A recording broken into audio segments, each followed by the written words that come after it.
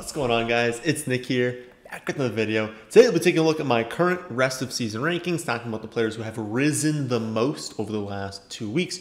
As always, if you want to see my exact rest of season rankings, along with my weekly projections, rankings, and my sports betting picks, which are currently netting an ROI twice as good as the second best in the industry, you can find all of that at our website, thefantasyfootballadvice.com. So we'll get into all of that in a second, but first, of course, have to start things off as usual. Stat of the day. Yesterday's stat was which running back currently leads the league in rushing yards over expectation. The answer is Jonathan Taylor. Big S was the first to get that right on YouTube, and at BSSchmidt101 was the first to get that right on Twitter. Today's stat, through Sunday, so not counting the Monday night game as always for these Tuesday videos, through Sunday, what wide receiver scored the most half PPR points in week 6 without scoring a touchdown? All right, so we're going to start off with tight end quarterback as usual. We don't see much movement there. Very little movement this week as far as the tight ends are concerned. For the most part, everyone just moved up and down like 1 or 2 spots, nothing to talk about, but we've got 2 trades. So we've got the Ertz trade, of course, going from the Eagles to the Cardinals. Expect him to play pretty much right away. I would say this next week he should be good to go. And so, of course, Dallas Goedert, more valuable. Ertz, more valuable. Goedert is, of course, still the one you'd prefer. He's, of course, the most talented. But then also, he's not changing teams. So when we look at Ertz, there's still some level of risk. Like, we don't know his exact involvement. And we know it's not going to be monstrous, right? I mean, even DeAndre Hopkins, who everyone should agree is significantly better than Zach Ertz, even DeAndre Hopkins isn't going out there every week and seeing double-digit targets. They spread the ball around so much that no one player sees a significant volume, even though the offense as a whole is very high volume, very high scoring. That production gets spread around a lot. And so, of course, Goedert is going to be more valuable than Ertz, but just being part of this offense, tight end is a wasteland as far as the position is concerned. Like, if you have even a chance at scoring, 7-8 touchdowns, which now Ertz has, you're going to be valuable. So I moved him up, of course, and then Goedert is just a really, really strong tight end 1 at this point. He's going to be the only tight end of matter, really, for the Eagles. He's going to have a really high floor for tight ends, a really high ceiling, again, for tight ends. And so both of those guys gain value. And then also we saw Dan Arnold trade to the Jaguars. I bumped him up 14, 15 spots to tight end 23, basically from you're not even looking at this guy to, oh, okay, now he can be streamed in good matchups. I think he's a really good, like a stash. I think he's a guy that maybe you're not necessarily thinking right now. You're going out there, you're starting him in 10 or 12 team leagues. It feels a little bit thin for that. But the Jaguars obviously wanted him. The Jaguars don't have significant pass-catching talent. Laviska is good. Marvin Jones is good. James Robinson is good. Behind that, I mean, I'm not a fan, of consistent production from any of their ancillary players. And of course, they're going to lose a lot of games. They should have to throw the ball a decent amount. And we've talked about how Trevor Lawrence is going to get more and more comfortable in the NFL as the weeks go on.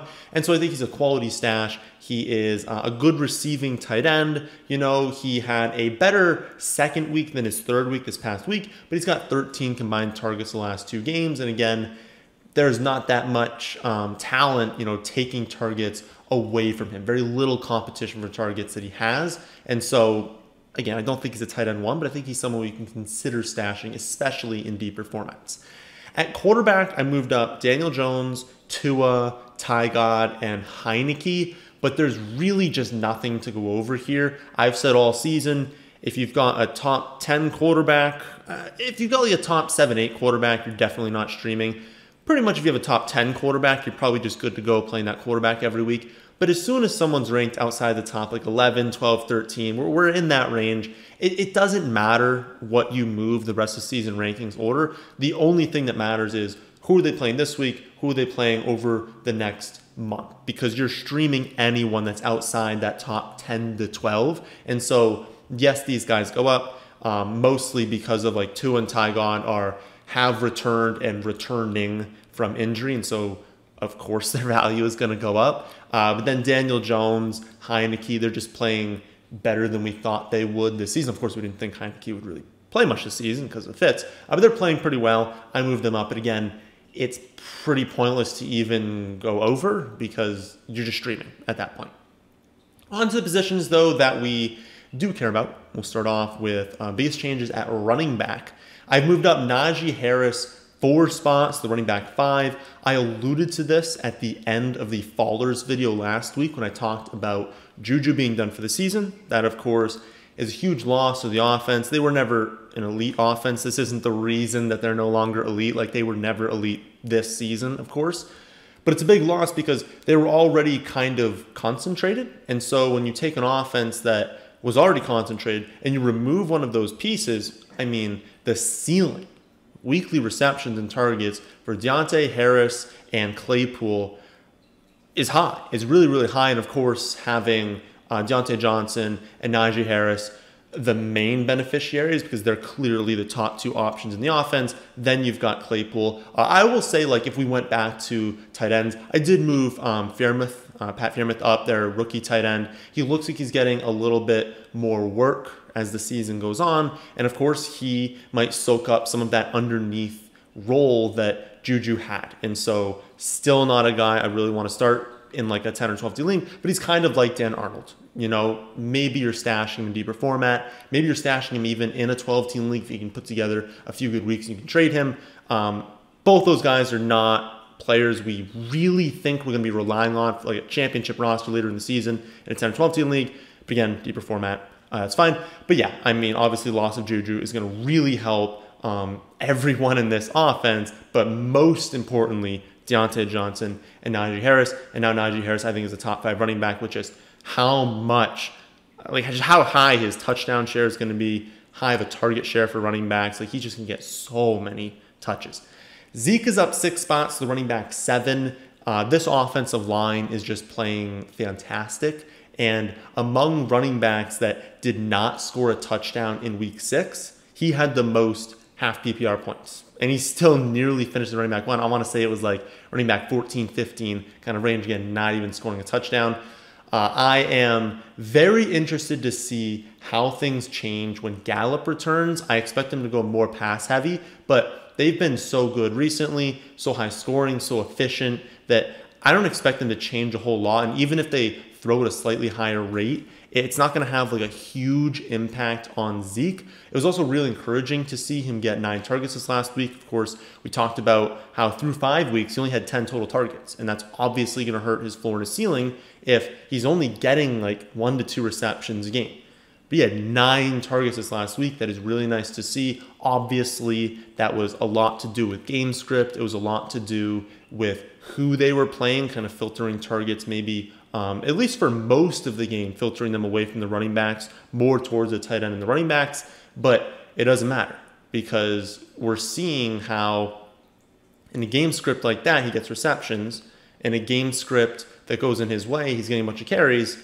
That's a high floor player. And that's a player that absolutely needs to be ranked as a very high-end running back 1 and someone you're definitely going to want this season. So really, really nice to see the targets in particular for Zeke this last week. Fournette, he rose 14 spots to running back 15.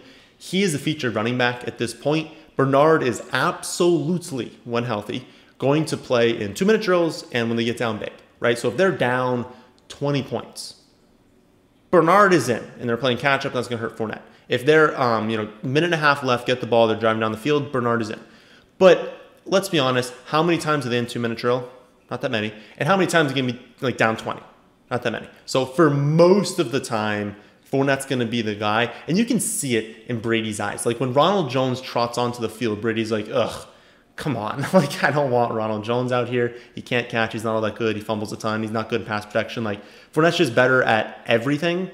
And so given that he's also producing, like, I think he's going to keep producing at a very high rate. I do not consider him. You will not see Fournette in the sell high video this week. I just think he's a really, really good option that you're just going to want to keep on your team.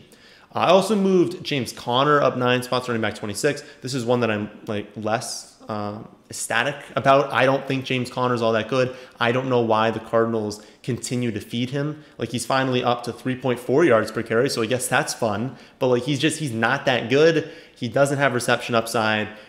But it doesn't matter. I had to move him up just because he's getting so many touches on one of the best offenses in the NFL. If he's going to keep scoring touchdowns, keep getting carries, hey, any running back getting that sort of volume is valuable. And so I kind of had to move him up. Next duo I want to talk about is Elijah Mitchell and Michael Carter. So Mitchell's up 9 spots, running back 27. Carter up 5 spots to running back 28. You guys know that I really like this duo. I think they have been undervalued, are undervalued currently for what they're going to provide you long term. But I also want to point these two out because it's something that's going to start happening now. Up until this point, no one gone on bye.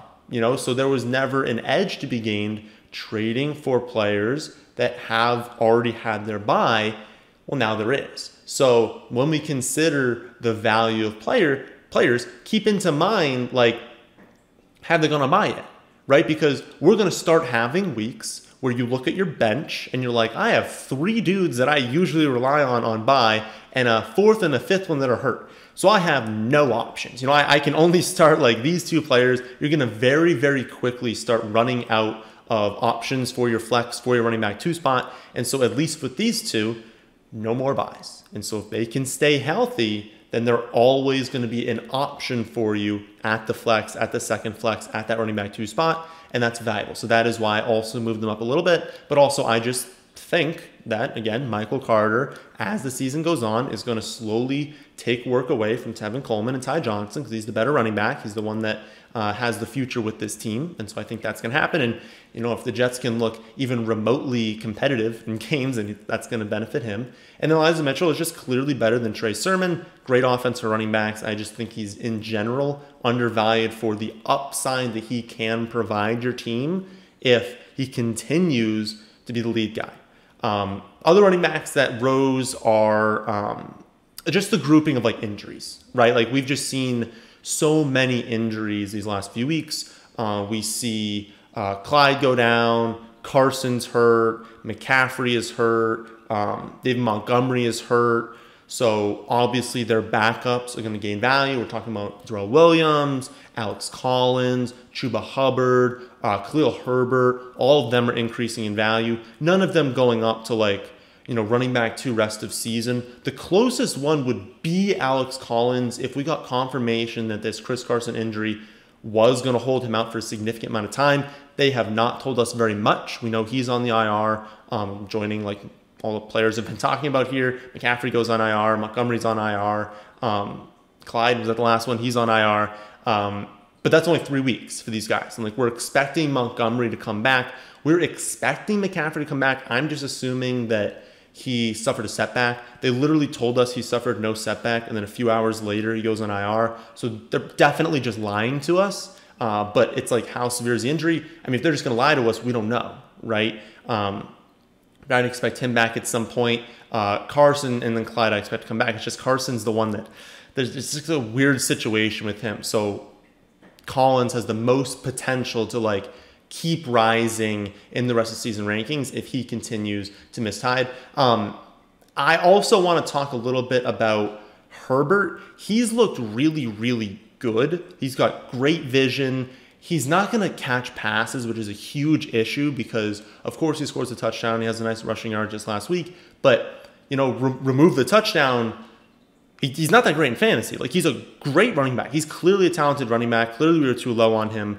But if he's not going to catch passes, that's a huge issue because when Damian Williams comes back, when David Montgomery comes back, if he has no receptions, he needs 100 yards and a score.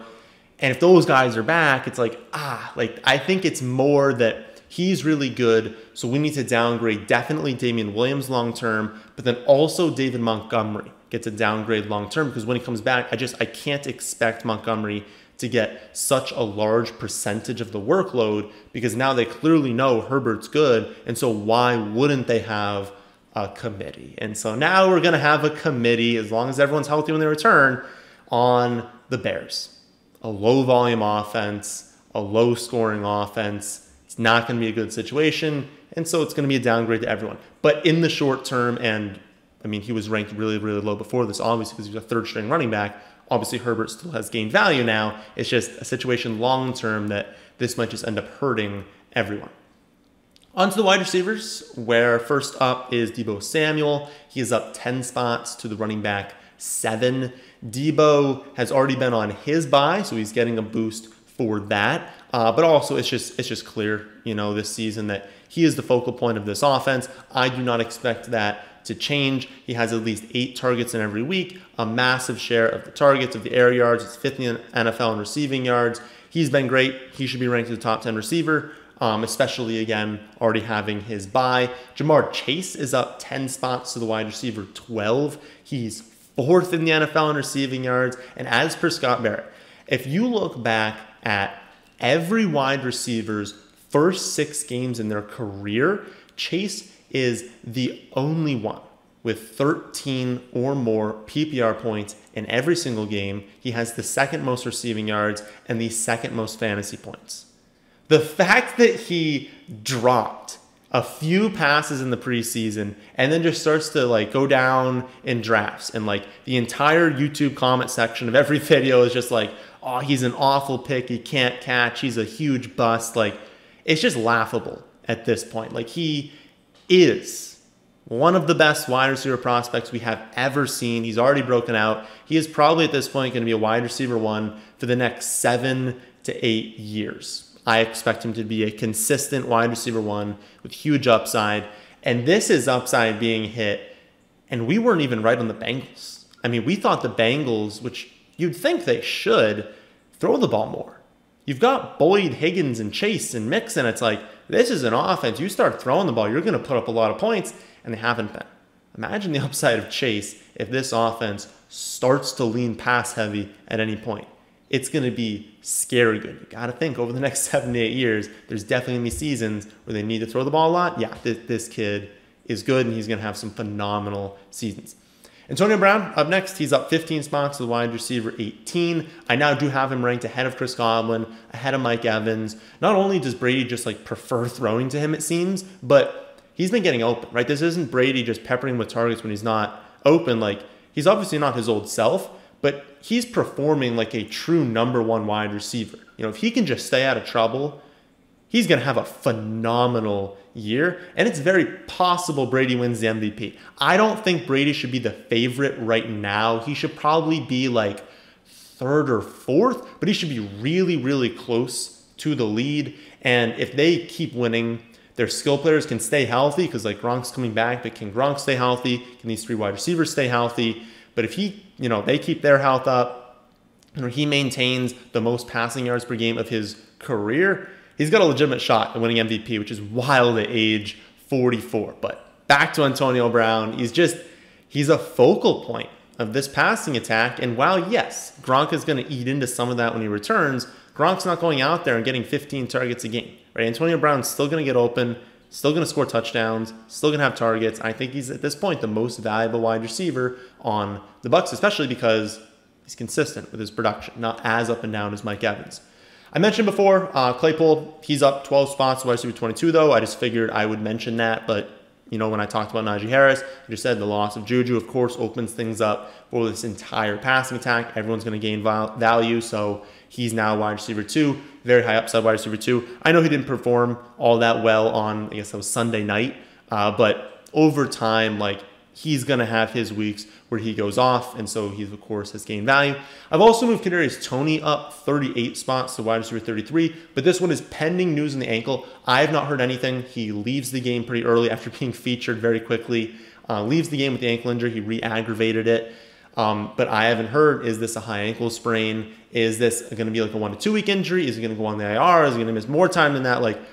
We don't know, right? And maybe you guys know when you're watching this video, but assuming healthy, he's in that mid-30s range, maybe even the early 30s. I was 100% wrong on Toney this season. I thought with all the mouths to feed in New York that he could break out at some point, but this season, it was going to be difficult, right? They have Kenny Golladay, Evan Ingram, Saquon. They've got Slayton, Shepard. To throw Toney in there and expect him to dominate was asking a lot. Obviously, when you have Barkley hurt, Golladay hurt, Slayton hurt, Shepard coming back from injury, Ingram disappointing, obviously we didn't think all of those things would happen, but it's pretty clear at this point, even when everyone's fully healthy, Toney's their best receiver. when everyone's fully healthy, Toney's their best receiver. He's a guy they need to be scheming looks to, similarly to how San Fran uses Deebo Samuel. That's how they need to be using Toney, and I think they're going to. I think they've realized at this point, like, this kid is awesome, and whenever he's been on the field, they've been getting looks to him. I think that's going to continue, and since I said, Daniel Jones is playing better than I thought he would this season, Toney's great. Toney's going to have a good career, I think, at least, and so when he's healthy, yeah, we're going to want him in fantasy. So those are the biggest risers in my rest of season rankings over the last 2 weeks. Remember, you can see my complete rest of season rankings, which are constantly updated and should be used to find the best trades at our website, thefantasyfootballadvice.com. And my friends, is the end of this one. Hope you all enjoy. If you did, how about hitting the like button? And how about subscribing to the channel if you're new here? Thanks for watching.